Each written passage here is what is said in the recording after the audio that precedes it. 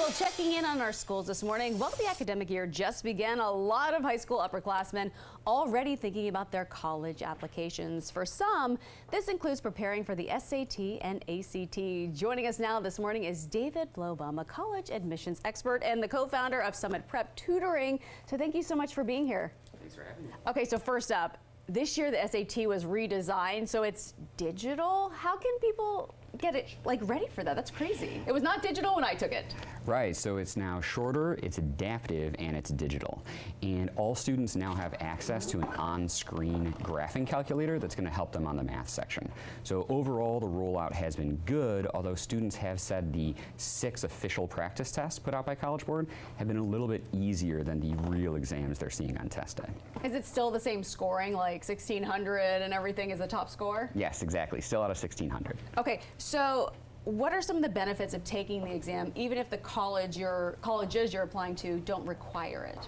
Yes, so students will benefit from understanding a little bit of the premise of the exams.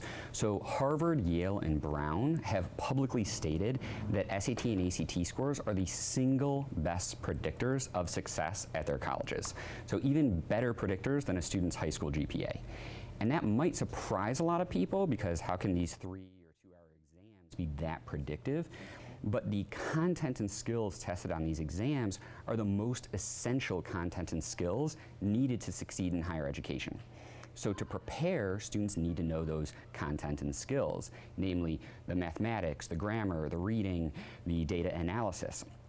And there's no secret knowledge tested on these exams, so the best preparation is to do well in school.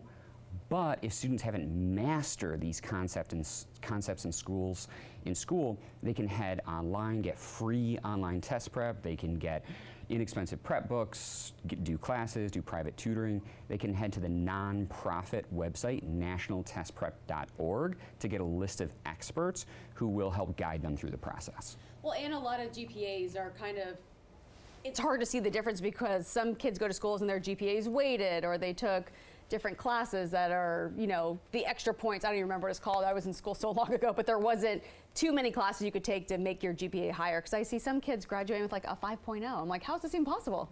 Yeah, exactly. So the best example of that would be John Ladding. He's the director of admissions for Emory.